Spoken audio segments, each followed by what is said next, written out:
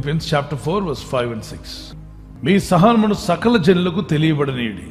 సకల జనులు అంటే ఈ లోకంలో ఎంతో మంది ఉంటారు. వాళ్ళందరికీ మనకు దేవుడిచ్చిన సహనం ఏంటో తెలియబడనీయాలి.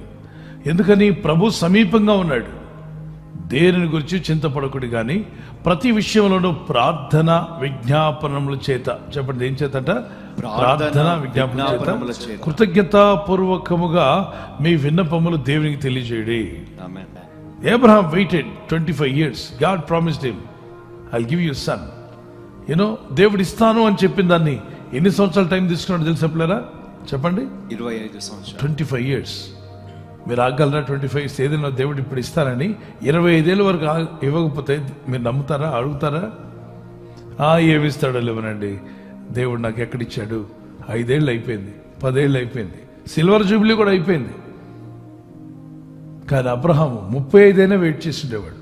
అందుకే దేవుడు అబ్రహామును ప్రేమించాడు. ఎందుకంటే అబ్రహాము దేవుడు చెప్పిన మాట జరుగుతుంది అని నమ్మాడట. పరిస్థితులు మారిపోతున్నా, ఏజ్ పెరిగిపోతుంది, వయసు పెరిగిపోతుంది, మొహం ముడతలు కనిపిస్తున్నాయి, ముసలివాడైపోయాడు, అయినా నమ్ముతున్నాడు దేవుణ్ణి.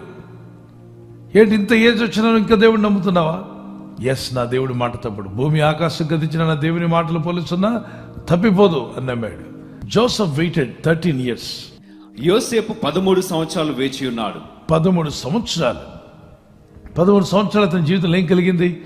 కష్టము, నష్టము, బాధలు, ఇబ్బందులు ఒకటి కాదండి. అన్నల వలన, సొంత ఇంటి వారి వలన, బయట వారి వలన, పని స్థలంలో ఒకటి కాదు, చాలా అవమానాలు పొందాడు. ఎన్నోసార్లు కొట్టబడ్డాడు, తిట్టబడ్డాడు, మరి బయటికి తోసివేయబడ్డాడు, వీధుల్లో ఏడవబడ్డాడు, ఉమ్మివేయబడ్డాడు. చేయని నేరానికి, తన నేరం చేయకుండానే నేరస్తులని అందరు రుజువు చేసి తీసుకెళ్ళి జైల్లో పడేశారు.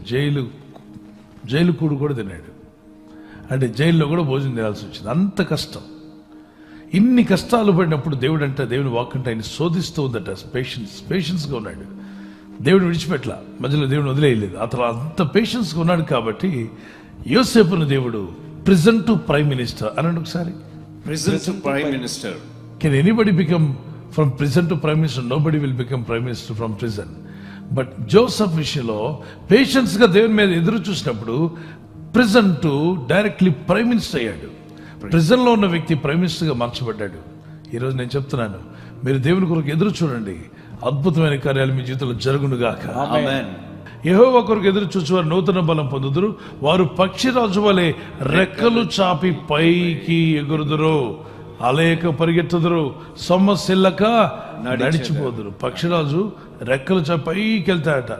అలాగే సహనం గలవారు జీవితంలో కింద ఉంటారా, పైకి వెళ్తారా? గట్టిగా చెప్పండి. పైకి. అంటే మీరు పైకి రావాలి అంటే ఏం కలిగి ఉండాలి? సహనం కలిగి ఉండే వాళ్ళు మీ కుటుంబం పైకి వస్తుంది. మీ బిజినెస్ లో మీరు పైకి వస్తారు, మీ వ్యాపారంలో కావచ్చు, మీ అనుదిన దైనందిన జీవితంలో ఏ విషయమైనా కావచ్చు, చదువు కూడా సహనం కలిగి బాగా చదువుకుంటే పిల్లలు మార్కులు కూడా బాగా సాధించగలుగుతారు. సహనం ఉండాలి. ప్రార్థన చేసుకుందాం, పేషెన్స్ కలిగి ఉందాం. చేతులు పైకెత్తి ప్రభువా ఆ సహనం నాకు దయచేయమని ప్రార్థన చేద్దాం. లెట్స్ ఆల్ ప్రే. అందరూ అడుగుతాం చేతులు పైకి. సహనం కలిగి ఉంటూ సహాయం దయచేయండి ప్రభు. ఈ సహనాన్ని మేము మా సంఘాల్లో, పరిచర్యలో, ప్రార్థనలో, విశ్వాసంలో మేము ఎక్కడికి వెళ్ళినా సహనం కలిగి ఉండే ఆత్మను మాకు దయచేయండి. సహనం కలిగి ఉండటం మాకు నేర్పండి ప్రభు.